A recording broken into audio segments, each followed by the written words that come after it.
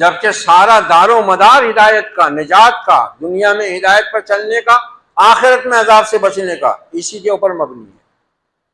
یہ اگر توحید ذرا بھی گدلی ہے، اس میں ذرا بھی بال ہے، گیا آدمی کام سے۔ توحید تو یہ ہے کہ خدا حشر میں کہہ دے یہ بندہ دو عالم سے خفا میرے لیے۔ ہماری توحید کا کیا حال ہے؟ ہم نے جنم لے لیا مسلمان ماں کے پیٹ سے، مسلمان گھرانے میں پیدا ہم ہو گئے، ہم نے اس کی ضرورت ہی محسوس نہیں کی۔ آپ نے فرمایا کہ من ماتا وہو یعلم انہ لا الہ الا اللہ دخل الجنہ، جو اس حال میں مرتا ہے کہ اس کو اس بات کا یقین ہوتا ہے کہ اللہ کے سوا کوئی معبود نہیں، وہ جنت میں داخل ہو۔ محترم خواتین و حضرات، اللہ تعالیٰ نے اس زمین کے اوپر جس چیز کو اپنے بندوں کے لیے پسند فرمایا ہے وہ ہے توحید، اور جس چیز کو سب سے بدترین جرم اور سب سے بڑا ظلم قرار دیا ہے وہ ہے شرک۔ تمام انبیاء اور رسل جو اس دنیا میں آئے، آدم علیہ السلام سے لے کر نبی آخر الزمان محمد الرسول اللہ صلی اللہ علیہ وسلم تک، سب کی دعوت کا مقصد، سب کی بعثت کا مقصد، سب پر نازل ہونے والی وحی کا بنیادی مقصد صرف یہ تھا کہ اللہ کے بندوں کو اللہ کی بندگی کی طرف دعوت دیں۔ یا قوم اعبدوا اللہ ما لکم من الہ غیرہ۔ ہر نبی نے، ہر رسول نے اپنی قوم سے جو پہلا خطاب کیا، اپنی دعوت کا جو آغاز کیا، وہ انہی الفاظ کے ساتھ کیا کہ اے ہماری قوم، اللہ کی بندگی کرو، اس کے سوا کوئی معبود نہیں۔ انما الہکم الہ واحد، تمہارا معبود بس ایک معبود ہے۔ اور اس چیز کو اللہ تعالیٰ نے بندوں کی فطرت میں اتارا ہے، انسان کی جبلت میں یہ چیز ڈالی گئی ہے کہ وہ اپنے اندر ایک معبود کی احتیاج پاتا ہے۔ اس کی فطرت میں یہ چیز کہ وہ ایک ایسی ہستی کو اپنا مطلوب بنانا چاہتا ہے جس کو وہ پکارے، مصیبت میں بھی پکارے، خوشی میں بھی پکارے، کہ اس کا شکر ادا کرے، اور مصیبت میں پکارے کہ اس کو اس کی طرف سے مدد ملے۔ یہ انسان کی فطرت میں ہے۔ فطرت اللہ التی فطر الناس علیہا، اللہ کی فطرت، اللہ کا قانون جس پر اس نے انسانوں کو پیدا کیا ہے۔ اور جیسے نبی آخر الزمان صلی اللہ علیہ وسلم نے فرمایا کہ ہر بچہ فطرت پر پیدا ہوتا ہے، اور وہ فطرت کیا ہے کہ انسان عبد ہے اور وہ معبود چاہتا ہے۔ تمام انبیاء اور رسول کی بعثت کا مقصد ہی یہ رہا ہے۔ دنیا میں جتنے مذہب پائے جاتے ہیں ان کے اندر بھی جو اخلاقی تعلیمات ہیں، کچھ معاشرتی حقوق کی تعلیمات ہیں، اس میں اور اسلام میں بہت زیادہ فرق اسی لیے نظر نہیں آتا۔ اسلام کو دنیا کے تمام ادیان و مذاہب سے جو چیز ممتاز کرتی ہے، جو اصل جھگڑا ہے کی بنیاد ہے، وہ توحید ہی ہے۔ دوسرے مذاہب میں اللہ کا تصور ہے، اچھی باتوں کی تعلیم ہے، نیکیوں کی تعلیم ہے، ماں باپ کی خدمت کی تعلیم ہے، جو بڑے بڑے گناہ ہیں جن کو ہر انسان فطری طور سے گناہ سمجھتا ہے ان سب سے بچنے کا حکم ان مذاہب میں بھی ہے، گرنتھوں میں ہے، ویدوں میں ہے، اپنشدوں میں ہے، سب میں۔ لیکن جہاں پر معاملہ توحید کا آتا ہے وہاں اسلام اپنی ایک امتیازی اور نرالی شان رکھتا ہے، یہی جھگڑے کی بنیاد ہے۔ کفر اور ایمان کے درمیان جھگڑا اسی کا ہے۔ دنیا میں جتنی جنگیں کافروں سے اہل ایمان کی ہوئی ہیں اس کا سبب یہ توحید ہی ہے. اور انبیاء علیہ السلام اس دعوت پر جس دن سے وہ نبوت پر سرفراز ہوتے تھے اس دن سے لے کر تو اپنی وفات تک وہ اسی پر ڈٹے رہتے تھے. حالات کتنے بھی سنگین ہو جاتے، کتنی ہی مسائل اور مشکلات کے پہاڑ ٹوٹ جاتے، مگر وہ اس توحید کے معاملے میں کسی قسم کی کوئی مداہنت، کسی قسم کی کوئی کمپرمائز ان کے پاس میں اس کی گنجائش نہیں تھی. اس سے ان کو رب نے ان کو بالکل سختی سے روکا ہوا. قل یا ایھا الکافرون لا اعبد ما تعبدون ولا انتم عابدون ما اعبد. کفار مکہ یہ پیشکش لے کر آئے تھے آپ صلی اللہ علیہ وسلم کے پاس باقاعدہ کہ اے محمد صلی اللہ علیہ وسلم بہت ہو گیا، پوری بستی میں بے چینی، اضطراب، اختلاف، نزاع پیدا ہو گیا ہے، گھر گھر میں جھگڑے شروع ہو گئے ہیں. چلو ایسا کرتے ہیں کوئی معاملہ طے کر لیتے ہیں ہمارے اور تمہارے درمیان تاکہ یہ روز کی جھک جھک اور یہ جھگڑا ختم ہو جائے. حالانکہ یہ پیدا کیا ہوا انہی کا تھا. یہ باطل کی ہمیشہ صفت رہی ہے، فساد وہی برپا کرے گا اور الزام اہل حق کے ساتھ تھوپے گا. دنیا میں جتنے دہشت گرد ہوئے ہیں راج ہیں وہ مشرک ہی ہیں. شرک انسان کو دہشت گرد بناتا ہی ہے کیونکہ وہ اپنی فطرت کے خلاف چلا جاتا ہے. جانوروں سے بدتر حالت اس کی اسی لیے ہو جاتی ہے. اسی لیے تو رب ذوالجلال نے فرمایا کہ پیدا کیا گیا ہے تم کو آسن طریق پر، بہترین سانچے پر، بہترین ساخت پر. لقد خلقنا الانسان فی احسن تقویم. مگر جب یہ بندہ شرک کرتا ہے تو پھر یہ جانوروں سے بدتر حالت میں پہنچا دیا جاتا ہے. ثم رددناہ اسفل سافلین. بدترین مقام پر، تنزل کی انتہائی پستی پر پہنچا دیا جاتا ہے. اور اس توحید کا معاملہ یہ ہے کہ اسلام جو واحد دین برحق ہے، ان الدین عند اللہ الاسلام، اس کا سارا دار و مدار اسی توحید پر ہے. خیمہ افلاک کا استادہ اسی نام سے ہے، نبض ہستی تپش آمادہ اسی نام سے ہے. یہ اگر ختم ہے تو پھر کائنات ختم ہے.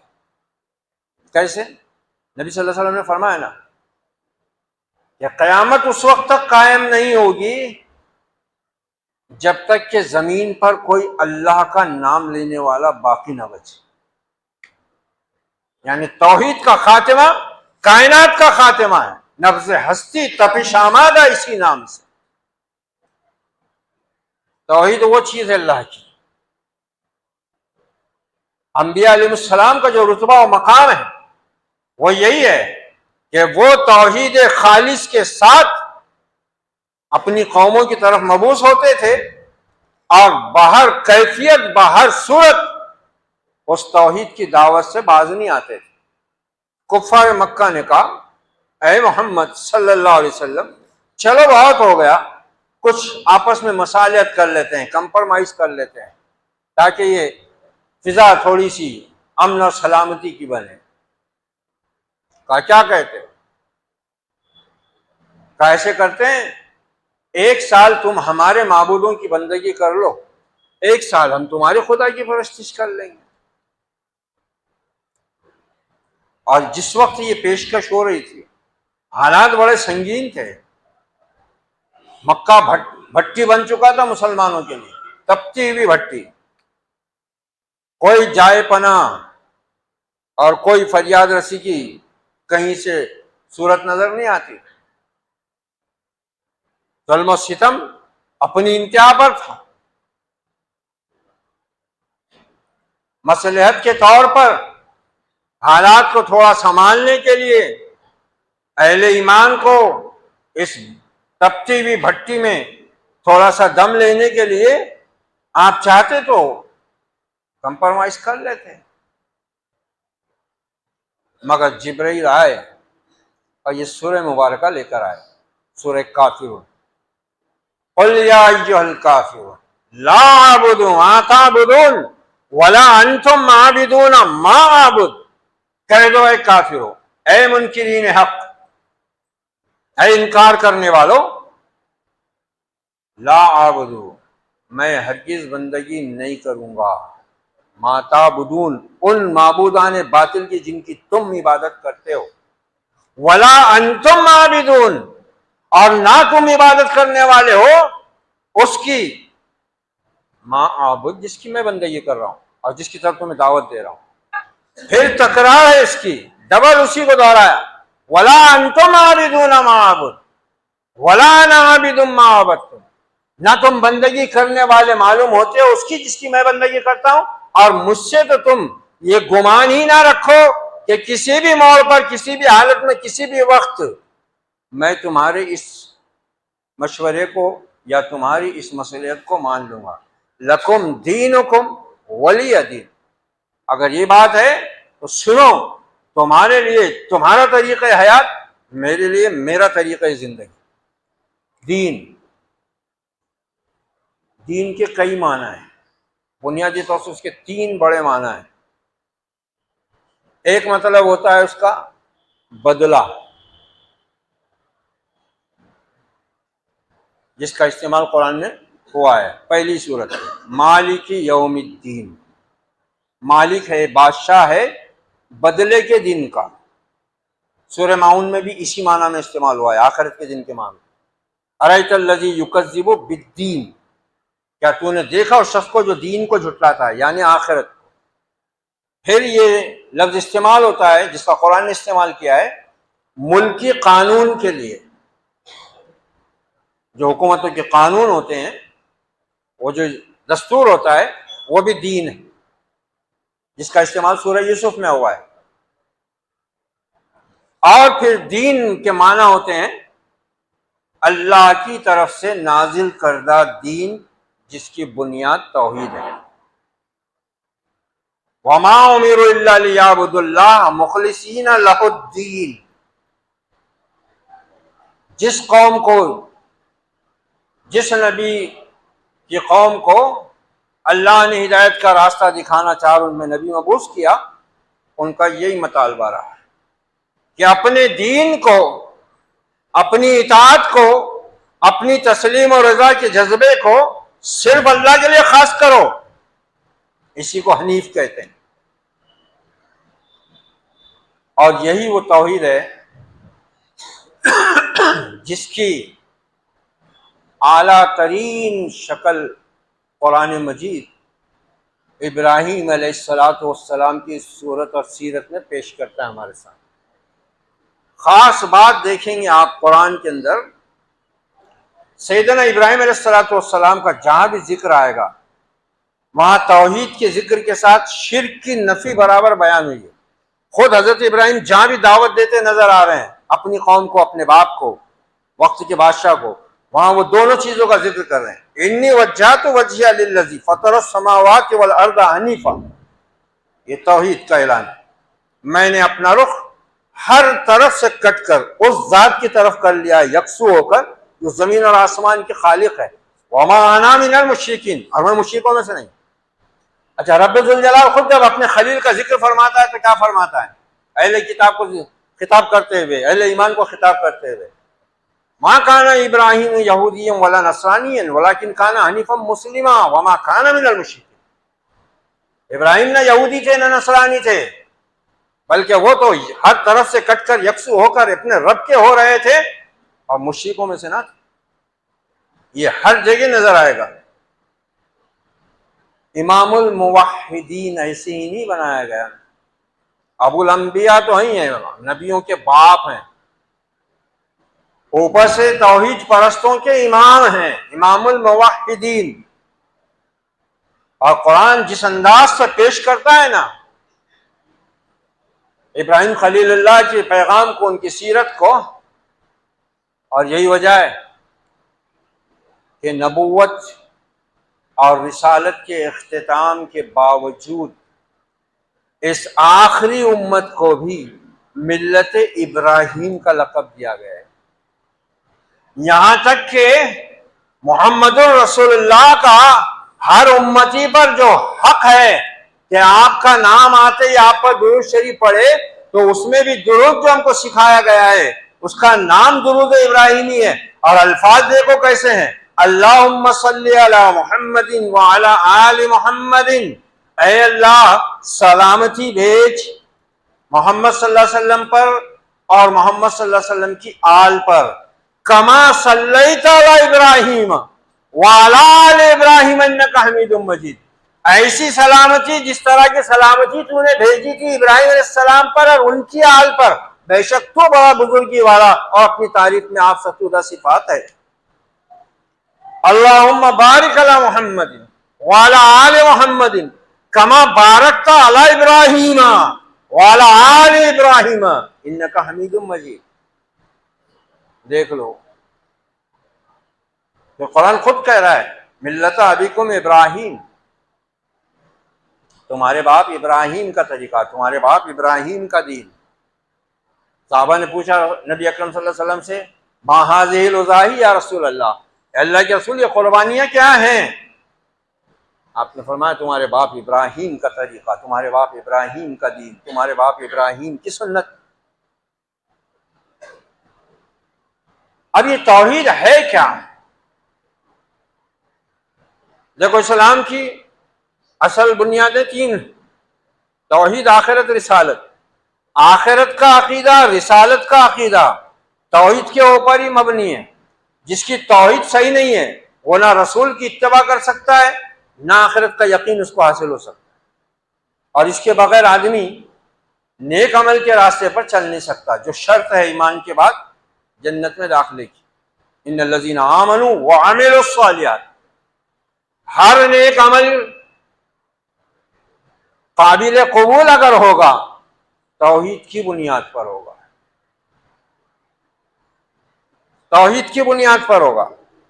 اب ہم بہت سنتے ہیں توحید توحید توحید، اور عام طور سے یہ ہوتا ہے کہ خطیب حضرات بھی اور سننے والے بھی اس موضوع پر زیادہ دیر گفتگو پسند بھی نہیں کرتے، سنتے بھی نہیں، اور ان کی آنکھیں بوجھل ہونے لگ جاتی ہیں، جبکہ سارا دار و مدار ہدایت کا، نجات کا، دنیا میں ہدایت پر چلنے کا، آخرت میں عذاب سے بچنے کا اسی کے اوپر مبنی ہے۔ یہ اگر توحید ذرا بھی گدلی ہے، اس میں ذرا بھی بال ہے، گیا آدمی کام سے، گیا آدمی کام سے۔ زبان سے گر کیا توحید کا دعویٰ تو کیا حاصل، بنایا ہے بت پندار کو اپنا خدا تو نہیں۔ توحید کیا ہے؟ دین اسلام اسی لیے تو حق ہے کہ وہ خالص توحید پر جمع ہوا ہے۔ توحید یہی ہے، جیسے کہ مولانا محمد علی جوہر رحمۃ اللہ علیہ کا شعر ہے کہ توحید تو یہ ہے کہ خدا حشر میں کہہ دے یہ بندہ دو عالم سے خفا میرے لیے۔ توحید کی دعوت کو، توحید کے عقیدے کو دنیا میں کبھی بھی کسی قوم نے ٹھنڈے پیٹوں برداشت نہیں کیا۔ نبیوں پر پہلے ہی دن سے قوم بفر کے خلاف کھڑی ہو گئی، پہلے ہی دن سے جب انہوں نے اپنی قوم کو پیغام دیا، بولے واہ تیری تو باتیں ہی عجیب ہیں، ہماری تو سمجھ میں ہی نہیں آتی، سارے خداؤں کا ایک ہی بنا ڈالا۔ 3 برس کے بعد، نبوت و رسالت ملنے کے 3 برس بعد، جب اللہ نے آپ کو حکم دیا اعلان عام کرو، اب آپ نے صفا سے آواز لگائی، یا صبا عرب کے دستور کے مطابق اگر کوئی دشمن قبیلہ حملہ آور ہوتا اور کسی شخص کو اس کی خبر ہوتی تو وہ ایسی آواز لگاتا تھا پہاڑ پر چڑھ کر، اونچی جگہ پر چڑھ کر، تاکہ اپنے قبیلے کو آگاہ کر دے کہ ہم پر حملہ ہونے والا ہے، اور لوگ جمع ہو جاتے۔ آپ نے اسی طرح آواز لگائی، لوگ جمع ہو گئے، جمع ہو گئے۔ آپ نے ان سے پہلے اپنی صداقت کی گواہی لی کہ لوگوں تم مجھے کیسا سمجھتے ہو، سچا ہے کہ جھوٹا؟ انت الامین انت صادق، تم تو امانت دار ہو، سچے ہو، تم سے جھوٹی بات تو آج تک ہم نے سنی ہی نہیں۔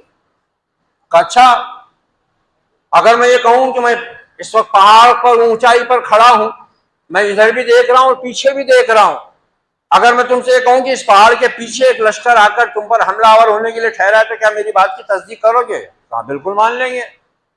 کہا تو سنو، میں اس سے بھی بڑی بات کی تم کو خبر دے رہا ہوں، اور وہ یہ ہے کہ تم اللہ پر ایمان لے آؤ اور شرک سے باز آ جاؤ، ورنہ ایک بدترین اور دردناک عذاب تمہارا انتظار کر رہا ہے۔ یا ایھا الناس قولوا لا الہ الا اللہ تفلحوا۔ ابھی تو آپ نے رسالت کا بھی ذکر نہیں کیے تھے، آخرت کا بھی ذکر نہیں کیے تھے، خالی توحید کا ذکر ہوا تھا۔ قولوا لا الہ الا اللہ، کہہ دو اللہ کے سوا کوئی معبود نہیں ہے، فلاح پا جاؤ گے، کامیاب ہو جاؤ گے۔ سب سے پہلے سگے چچا نے مٹھی بھر مٹی کنکر لے کر پھینک کر کہا تھا تبا لک الہذا جماعتنا، تیرا ستیہ ناش ہو، اس کے لیے جمع کیا تھا ہم کو۔ یہ کیا تھی؟ نبی کی صداقت کی گواہی دے رہے ہیں، نبی کے امین ہونے کی گواہی دے رہے ہیں، عملاً نبی کی 40 سال کی بے داغ زندگی اس کے شاہد ہیں، وہ گواہ ہیں اس پر، اپنی زبان سے کہہ رہے ہیں، اقرار کر رہے ہیں انت الامین انت الصادق۔ لیکن جیسی توحید کا کلمہ آپ نے فرمایا کفر گئے، اور بکواس کرتے ہوئے، گالیاں بکتے ہوئے نکل گئے۔ کیوں؟ اب ہمارا معاملہ یہ ہے کہ ہم نے توحید آخرت اور رسالت کو سمجھے بغیر ہی ماں پیٹ سے اسلام قبول کیا ہوا ہے، ٹھپا لگا ہوا ہے، ٹھپا لگا ہوا ہے ہم پر پیدائشی کہ ہم مسلمان ہیں۔ توحید کو سمجھے بغیر قبول کیا ہی نہیں جا سکتا، توحید کو سمجھنا بہت ضروری ہے۔ ساری تاریخ انبیاء علیہ السلام کی جو قرآن بیان کر رہا ہے، سارا قرآن جو 30 پاروں میں ہے اور 23 برس میں نازل ہوا، اور جس کے لیے اتنی بڑی سیرت اور اتنی بڑی تاریخ دنیا کے اندر وجود میں آئی، وہ سب کیا ہے؟ کیا کہا تھا ابراہیم خلیل اللہ کو اللہ نے؟ ابراہیم وادی غیر ذی زرع میں اپنی اولاد کو بسا اور وہاں میری عبادت کے لیے ایک گھر بنا، اور پھر یہیں پر آپ ہی کی نسل اسماعیل علیہ السلام میں سے یہ آخری نبی مبعوث کیا وہاں، اور اس ایک اللہ کی بندگی کے لیے بنائے جانے والے گھر میں اولاد اسماعیل نے، حضرت اسماعیل علیہ السلام کے بعد مورخین کہتے ہیں کہ تقریباً 2 صدیوں تک تو وہاں کوئی شرک نہیں تھا، اللہ کا گھر بالکل پاک تھا، لوگ کعبۃ اللہ میں آتے، سجدہ کرتے، دعائیں مانگتے، چلے آتے۔ حضرت اسماعیل علیہ السلام کی اس دنیا سے رخصت ہونے کے تقریباً 2 ڈھائی 3 صدیوں بعد وہاں پر شرک شروع ہوا، اور کمال کی بات یہ ہے کہ اس شرک کو لانے والے کون تھے؟ اس شرک کے اوپر لانے والے کون تھے؟ اہل ایمان، یعنی اہل کتاب۔ یہ اہل مکہ شام اور یمن جاتے آتے تھے تجارت کی غرض سے، وہاں انہوں نے گرجا میں دیکھا کہ حضرت مریم علیہ السلام کی مورتیاں، تصویریں لگی ہوئی، حضرت عیسیٰ کی تصویریں اور مجسمے بنے ہوئے ہیں۔ کن سے سیکھا انہوں نے شرک؟ ایمان کے دعوے داروں سے، اہل کتاب ہے نا، یہ انبیاء کی اولاد ہیں، 3 آسمانی کتابیں موجود ہیں ان کے پاس، تورات ہے، زبور ہے، انجیل ہے، اور ابھی بہت زیادہ صدیاں بھی نہیں گزری ہوئی ان کے انبیاء کو جا کر.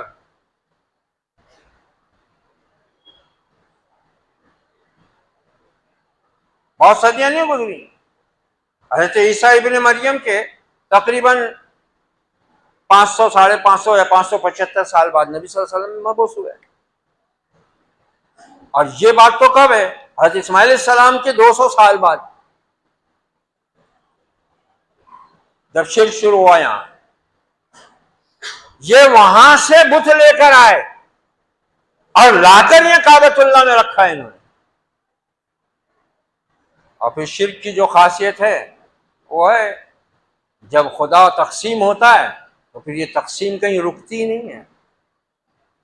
تقسیم در تقسیم، تقسیم در تقسیم چلا جاتا ہے معاملہ امیبا کی طرح.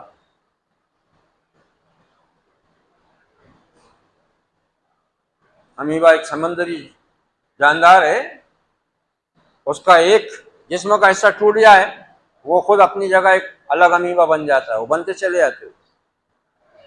یہ شرک کا معاملہ ہے. ایک بت لایا تھا، ایک بت چلا نسل جنتے ہوئے. نبی صلی اللہ علیہ وسلم کی بعثت تک تو 360 بت براجمان ہو گئے تھے کعبۃ اللہ. اب دیکھو کہ نبی صلی اللہ علیہ وسلم کو اللہ نے اسی شہر میں مبعوث کیا اور آپ کی رسالت اور بعثت کو آخری رسالت، آخری نبوت بھی قرار دے دیا اور دین کی تکمیل فرما دی. اور دین کی تکمیل کب ہوئی؟ کب آیت نازل ہوئی؟ الیوم اکملت لکم دینکم واتممت علیکم نعمتی ورضیت لکم الاسلام دینا. حج کے موقع پر جو آپ کا اپنی زندگی کا پہلا اور آخری حج تھا، جس کو حجۃ الوداع بھی کہتے ہیں، عرفات کے میدان میں جبل النور پر نازل ہوئی. کیوں مکمل ہو گیا دین؟ اس لیے کہ ابراہیم خلیل اللہ کا ایک رب کی بندگی کے لیے بنایا ہوا گھر پھر بتوں سے پاک ہو چکا تھا. دنیا کے بت خدوں میں پہلا وہ گھر خدا کا. یہ توحید ہے. اس کے وارث ہوتے تھے انبیاء علیہ السلام اور ان کے بعد ان کے سچے پیروکار. ہماری توحید کا کیا حال ہے؟ ہم نے جنم لے لیا مسلمان ماں کے پیٹ سے، مسلمان گھرانے میں پیدا ہم ہو گئے، ہم نے اس کی ضرورت ہی محسوس نہیں کی. جبکہ توحید کے لیے ضروری کیا ہے؟ ہمارے اسلاف نے اس کے لیے کیا ضروری قرار دیا ہے؟ ہمارے اسلاف کہتے ہیں کہ توحید کے لیے 7 چیزوں کا جاننا ضروری. 7 چیزیں شرط ہیں. توحید کے لیے 7 شرطیں ہیں. وہ کیا کیا ہیں؟ علم، یقین و اخلاص و صدق کا مع محبت و انقیاد والقبول لہا. نمبر 1 علم. بغیر علم کے اللہ کو ماننے والا کوئی معنی ہی نہیں رکھتا، وہ جانتا ہی نہیں پھر اللہ کیا ہے. سب سے پہلی چیز ہے علم. وہ جو آپ نے ہر مسلمان مرد اور عورت پر علم دین کا فرض عائد کر دیا ہے، طلب العلم فریضۃ علی کل مسلم، اس کی وجہ یہی ہے. اس کی وجہ یہی ہے. سب سے پہلی چیز ہے توحید کے معاملے میں علم. دوسری چیز ہے یقین. اچھا، علم جو ہوتا ہے نا وہ یقین کے معنی میں ہی ہوتا ہے. یقین کے معنی میں ہوتا ہے. یہ وہی آپ نے اسی بنیاد پر تو وہ حدیث ارشاد فرمائی ہے. غالباً حضرت عثمان ابن عفان رضی اللہ عنہ اس کے راوی ہیں. آپ نے فرمایا کہ من ماتا وہو یعلم انہ لا الہ الا اللہ دخل الجنہ. جو اس حال میں مرتا ہے کہ اس کو اس بات کا یقین ہوتا ہے کہ اللہ کے سوا کوئی معبود نہیں، وہ جنت میں داخل ہو. یہاں یعلم یقین کے معنی میں. تو پہلی چیز ہے علم، دوسری یقین. اور تیسری ہے اخلاص. یہ نہیں کہ ہاں اللہ ہے، اکیلا ہے، ہم بھی مانتے ہیں ایشور ایک ہے، مگر مخلصین لہ الدین، اللہ کے لیے دین، پورے کے پورے دین کو خالص کرنا پڑتا ہے. یہی توحید ہے. وما امروا الا لیعبدوا اللہ مخلصین لہ الدین. شرط ہے یہ، ایک جگہ نہیں، قرآن میں کئی جگہ آیا ہے، حکم دیا گیا ہے الا للہ الدین الخالص. سنو، توحید اسی وقت ہے جب دین پورا کی پورا صرف اللہ کے لیے خاص ہو جائے. توحید پرستوں کی کیا صورت حال ہے؟ کیا صورت حال ہے آج توحید پرستوں کی؟ توحید کے علمبردار کس طرح شرک کے علمبردار بنے ہوئے ہیں، اور کیسے کیسے راستوں سے ہمارے اندر شرک موجود ہے. ایک طرف ایاک نعبد و ایاک نستعین کا ورد بھی جاری ہے. اچھا کمال کی بات ہے، سورہ فاتحہ میں یہ آیت جو ہے نا بالکل بیچ میں ہے. اس سے اوپر 3 آیتیں، اس کے نیچے 3 آیتیں، بیچ میں یہ ہے ایاک نعبد و ایاک نستعین، تیری ہی بندگی کرتے ہیں، تجھی سے مدد چاہتے ہیں. اس کے بعد حالت دیکھو کیا ہے، حالت دیکھو کیا ہے. نہیں جس قوم کو پروائے نشیمن تم، بجلیاں جس میں ہو آسودہ وہ خرمن تم ہو، بیچ کھاتے ہیں جو اسلاف کے مدفن تم ہو نیکو نام جو قبروں کی تجارت کر کے کیا نہ بیچو گے جو مل جائیں صنم پتھر کے.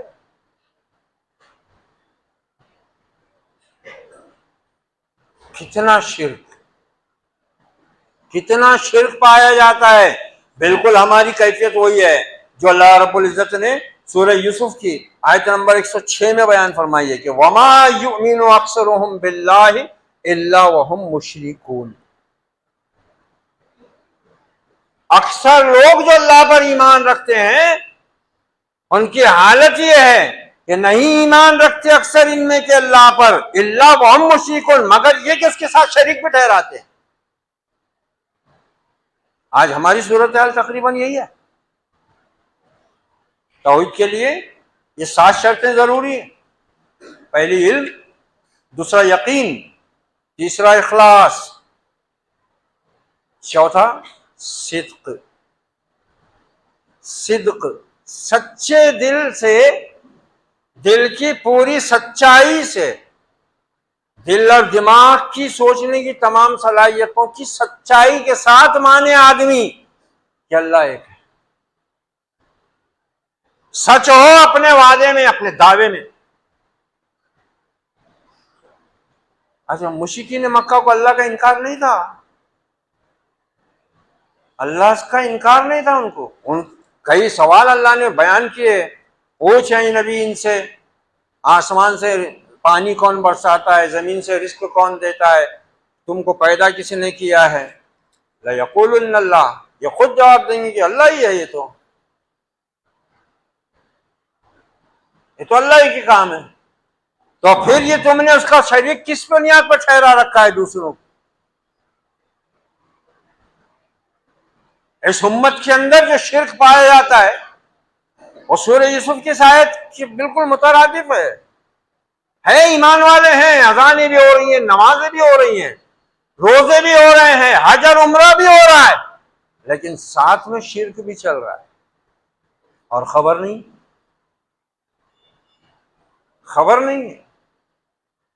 بلکہ اس شرک کو دین کا حصہ سمجھ کر ادا کر رہے ہیں، ثواب سمجھ کر ادا کر رہے ہیں.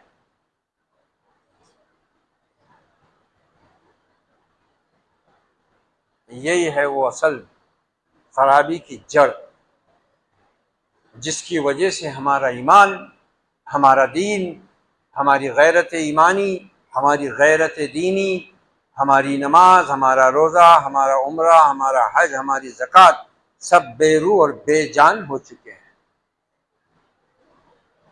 نماز و روزہ و حج و قربانی یہ سب باقی ہیں، تو باقی نہیں۔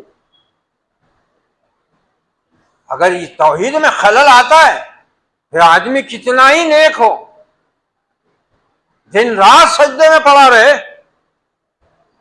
کعبۃ اللہ کی چوکھٹ پکڑ کر زندگی گزار دینا۔ یہ ابو جہل ابو لہب یا کعبۃ اللہ کی تو طواف کرتے تھے نا، یہ اللہ کو مانتے بھی تھے۔ یہ یہود و نصارہ اہل کتاب بنی اسرائیل یہ تو نبیوں کی اولاد ہیں، اللہ کو مانتے ہی نہیں تھے، سب جانتے بھی تھے۔ ابن مریم کو اللہ کا بیٹا قرار دے دیا، حضرت عزیر کو اللہ کا بیٹا بنا دیا یہودیوں نے۔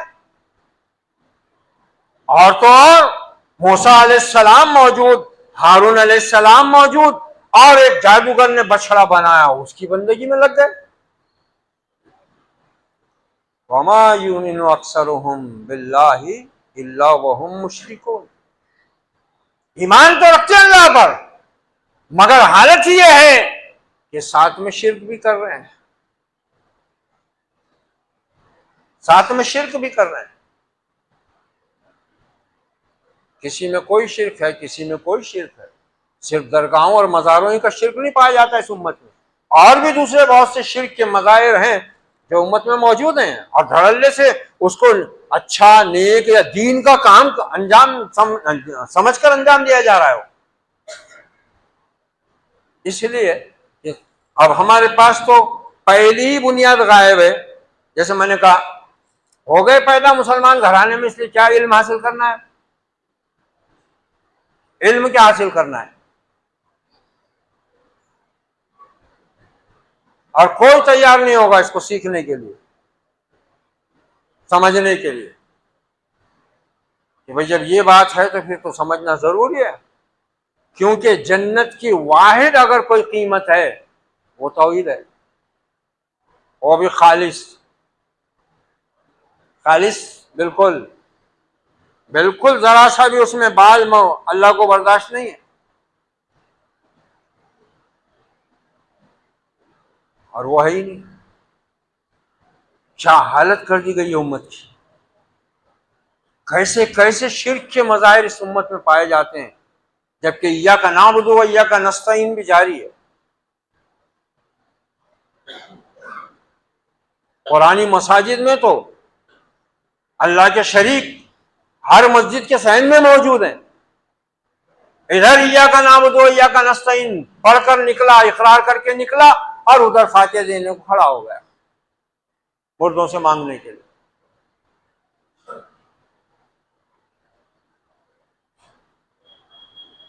عجیب معاملہ ہے۔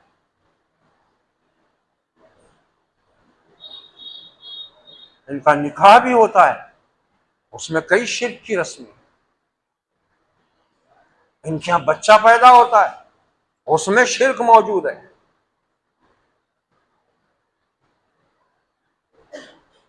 میت ہو جائے اس میں شرک موجود ہے۔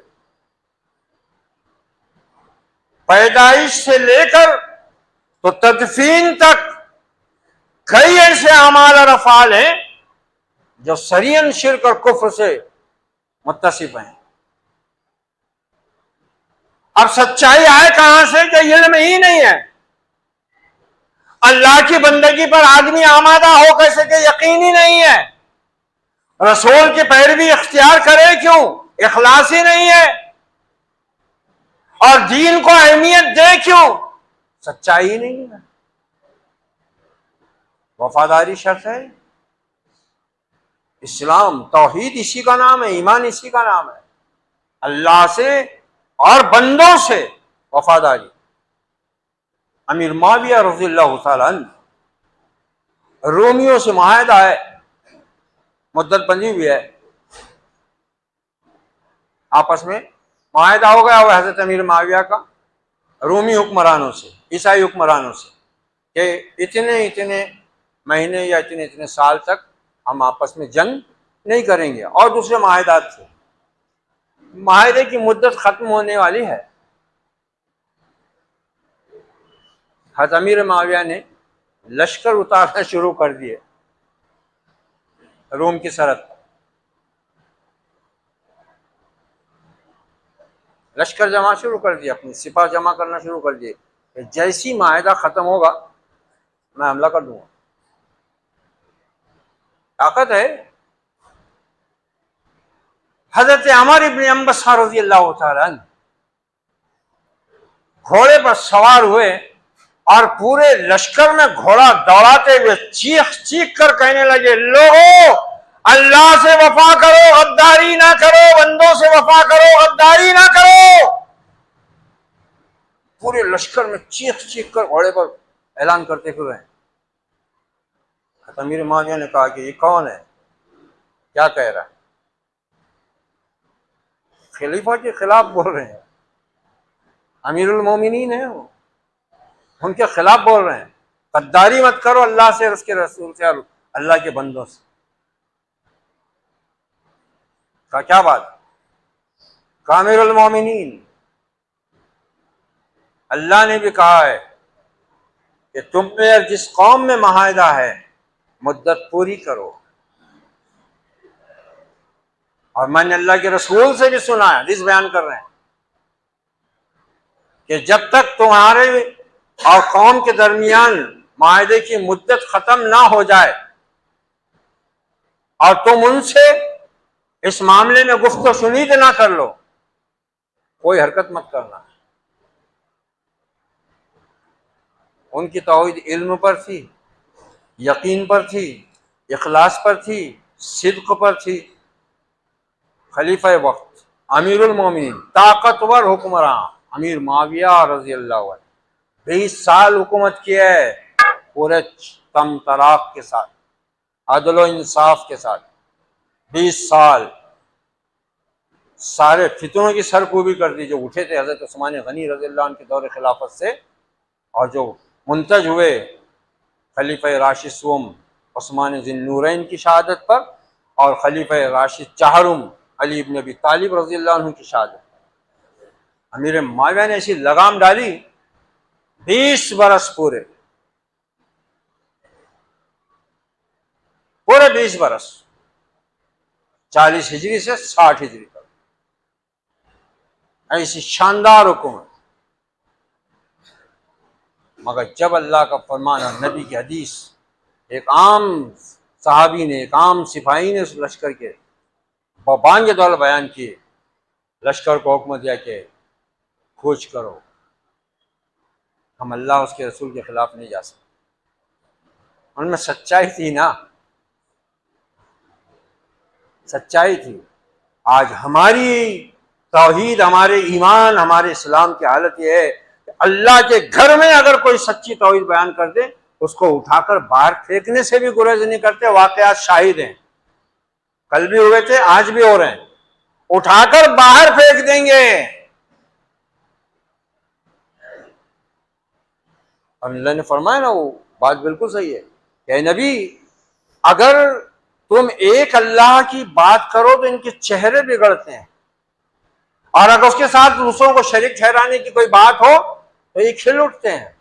اس امت کے بھی کثیر افراد کی یہی حالت، توحید خالص کو وہ سننا بھی برداشت نہیں کرتے۔ علم، یقین، اخلاص، صدق، اور 5واں ہے محبت۔ اب دیکھو، یہ محبت ہی انسان سے وہ کرواتی ہے، محبت ہی انسان سے کرواتی ہے۔ اسی لیے تو اللہ نے کیا فرمایا؟ قُلْ إِن كُنتُمْ تُحِبُّونَ اللَّهَ فَاتَّبِعُونِي يُحْبِبْكُمُ اللَّهُ۔ محبت ہی میں انسان عمل کے لیے تیار ہوتا ہے۔ یہ بیوی بچوں کی محبت انسان کو دھوپ میں تپاتی ہے نا کمانے، آدمی اپنی دکھ سکھ بیماری کو بھول جاتا ہے، دوڑ رہا ہے، بچے ہیں، کھلانا ہے، پلانا ہے، پرورش کرنا ہے، ماں باپ ہیں، بہن بھائی ہیں، نہ بارش دیکھتا ہے، نہ دھوپ دیکھتا ہے، نہ سردی دیکھتا ہے، پسینہ باہر، محبت ہونے کی وجہ سے۔ اگر یہ محبت نہیں ہوتی نا، چھوڑے دو مرنے کے لیے، بھوکے مرو، پیاسے مرو، جاؤ کچھ بھی کرو، کیا لینا دینا، لیکن یہ محبت کروا رہی ہے۔ اب توحید کے اندر یہ چیز شرط ہے، جب اللہ سے محبت ہی نہیں تو نبی سے محبت کی دعوے کھوکھلے۔ اللہ سے محبت ہو تو نبی سے محبت ہوتی ہے، اور جب اللہ سے محبت ہو تو اللہ کے قانون کی آدمی فکر کرتا ہے، دین کی فکر کرتا ہے، اطاعت کی فکر کرتا ہے، عبادت و بندگی کی فکر کرتا ہے، اس کی حفاظت کی فکر کرتا ہے۔ اور پھر رسول سے محبت ہو تو پھر رسول کی اطاعت اس کے لیے زندگی کا سب سے اہم مقصد بن جاتا ہے، سب سے لذیذ چیز بن جاتی ہے، سب سے پرکشش فعل بن جاتا ہے محمد الرسول اللہ کی اطاعت۔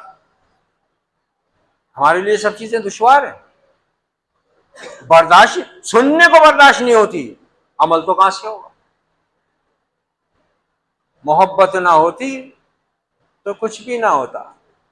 یہ سارا محبت ہی کا تو ہے معاملہ۔ اس کو اپنے بندوں سے محبت ہے، اس لیے انبیاء کو بھیجا، کتابیں اتاری، جہنم سے آگاہ کیا، جنت کی بشارت دی۔ محبت۔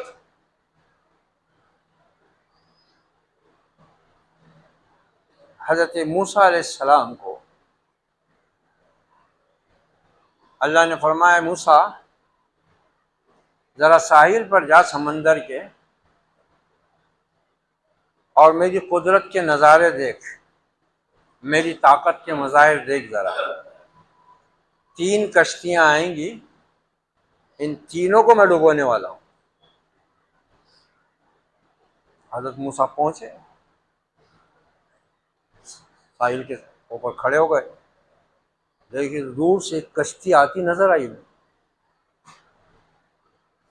حضرت موسیٰ تیار ہو گئے کہ بھئی سمندر تو بالکل پرسکون ہے، طوفان نہیں ہے، کچھ نہیں ہے، موجیں نہیں ہیں، بالکل سکون سے بہہ رہا ہے سمندر، اس میں کیسے کشتی ڈوب گئی؟ اب وہ کشتی نزدیک آتی جا رہی ہے، اتنی نزدیک آگے کہ حضرت موسیٰ کی آواز ان تک پہنچ سکتی، تو حضرت موسیٰ نے کہا ہے کشتی والو محتاط رہنا، محتاط رہنا، اللہ کا حکم آنے والا ہے۔ حضرت موسیٰ کو بتایا گیا تھا نا کہ ڈوبنے والی یہ کشتیاں، 3 کشتیاں آئیں گی، تینوں ڈوبیں گی، محتاط رہنا۔ کشتی والوں نے کہا اے اللہ کے نبی، آپ ہی نے تو ہم کو سکھایا ہے کہ اللہ جو چاہتا ہے کرتا ہے، اب اگر اس کی مرضی ہوگی تو ہم ڈوب جائیں گے، اور نہیں ہوگی تو پھر کوئی ڈوبا نہیں سکتا۔ یہ بات ہوئی، ایک لہر آئی، کشتی تہنے، حضرت موسیٰ اور یہ ہو گئے، حیران ہوئی کیا بات۔ اب یہ ہوا نہیں کہ پھر ایک دوسری کشتی آتی نظر آئی۔ وہ کشتی بھی جب حضرت موسیٰ کی آواز کی حد میں آئی تو حضرت موسیٰ نے ان سے کہا اے کشتی والو محتاط رہنا، اللہ کا حکم آنے والا ہے۔ انہوں نے بھی وہی جواب دیا جو پہلی کشتی والوں نے دیا تھا، اے اللہ کے نبی، ہم کو اللہ پر بھروسہ ہے، اللہ جو چاہتا ہے کرتا ہے، اگر اس نے ہمارے ہاں تقدیر میں یہی لکھا ہے تو پھر ہم کو کوئی بچا نہیں سکتا، اور اگر یہ نہیں ہے تو پھر کوئی ہم کو ڈوبا نہیں سکتا۔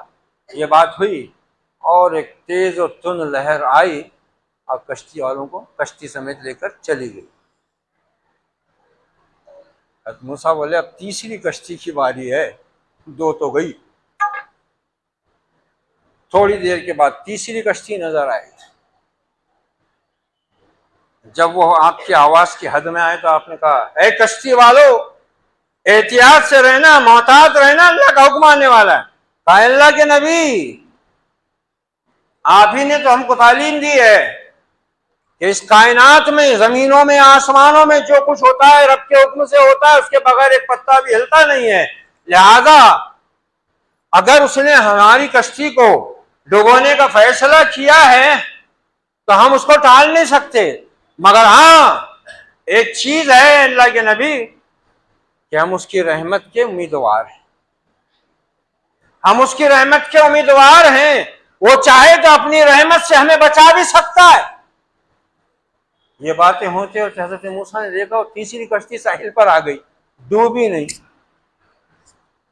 حضرت موسیٰ نے کہا پروردگار، تو نے تو کہا تھا کہ تینوں کشتیاں ڈوب جائیں گی، تو دو تو ڈوبی، تیسری کیوں نہیں ڈوبی؟ کہا موسیٰ کیا تو نے سنا نہیں میرے بندوں نے میری رحمت کو پکارا، اور میری رحمت وہ ہے کہ جب کوئی بندہ میری رحمت کو آواز دیتا ہے میں اسے مایوس نہیں کرتا۔ محبت پہ تو کھیل ہے، پورا پورا محبت پہ کھیل ہے۔ ان بندوں نے میری رحمت کو پکارا موسیٰ، میری رحمت کو آواز دی انہوں نے۔ یہ توحید ہے، محبت۔ اب یہ 5 چیزیں ہوں تو پھر آتا ہے چھٹی کا نمبر، تابعداری، جو ہمارے لیے ناممکن ہو گئی بھی ہے۔ ارے ہم سے کہاں ہوتا اتنا، آج کے دور میں کہیں ہو سکتا کیا، آج چل سکتا کیا، وہ لوگ اور تھے، وہ زمانہ اور تھا، ان لوگوں کا ان سے ہو گیا۔ آج اپنے کیسے حالات ہیں، اپن کیسے ملک میں رہتے ہیں، اپنی کیسے حالات ہے، کمانے کی فکر ہے، جاب کی فکر ہے، بال بچے ہیں، ہر چیز مہنگی ہو گئی ہے، مہنگائی کی مار ہے، حکومت کی مار ہے، جی ایس ٹی کی مار ہے، ٹیکسز کی مار ہے، مسائل ہی مسائل۔ کہاں سے تابعداری؟ کیا انسانی ضروریات قرن اول کے مسلمانوں کو نہیں تھی؟ کیا وہ کمانے، بال بچوں کو پالنے کے ذمہ دار نہیں تھے؟ مگر تابعداری کی انہوں نے کیسی مثالیں قائم کی ہیں کہ دنیا کی تاریخ مثال نہیں دے سکتی ان کی تابعداری کی۔ اس طرح تابعداری کی انہوں نے اللہ اور اس کے رسول کی۔ ساتویں ہے قبول کرنا۔ دیکھو کہاں آ رہا ہے قبول کرنا، آخر میں ہم پہلے، سب سے پہلے ہم قبول کر کے نکل گئے ہوئے، ماں کے پیٹ سے نکلے، اذان ہو گئی ہمارے کان میں، اور تو پیدا ہوتے ساتھ ہی ختنہ بھی ہو گئی، لیبل لگ گیا، ٹریڈ مارک مسلمانوں نے۔ اس کے بعد اور پکی مسلمانی ہو گئی جب عقیقہ ہوا، گوشت کھا لی، آپ تو پورے پکے ہو گئے، گارنٹی مل گئی 100% کی مسلمان۔ پھر نکاح بھی ہو گیا جوانی میں، پھر مرے تو غسل بھی ہوا، کفن بھی ملا، نماز بھی ہوئی۔ اب اور کون سا اسلام ہونا بھائی؟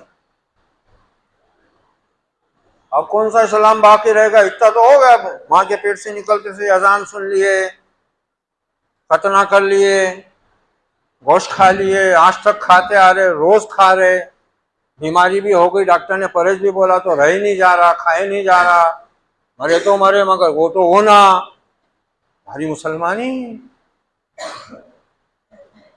نماز کے لیے چکر، نماز کے لیے گھٹنوں میں تکلیف، نماز کے لیے منکوں میں گیپ، قرآن کے لیے وقت نہیں، قرآن کو سمجھنے کے لیے وقت نہیں، موبائل ہاتھ سے چھوٹتا نہیں ہے۔ کیا ہے ہمارا حال؟ یہ 7 چیزیں ہیں توحید کی، 7: علم، یقین، اخلاص، صدق، محبت، تابعداری اور قبول کرنا۔ آخر میں آتا ہے وہ، ہم نے یہ 6 چھوڑ کے پہلے قبول ہی کر لے بس، اور نہیں بھی کرے قبول، اب تو خیر اللہ کا فضل ہے بند ہو گیا، نہیں تو پہلے یہ بھی قبول بھی کب کراتے تھے؟ قاضی صاحب کراتے تھے نکاح کے وقت دولہے کو 5 کلمے پڑھا کے، جب قبول کرتا تھا وہ اسلام۔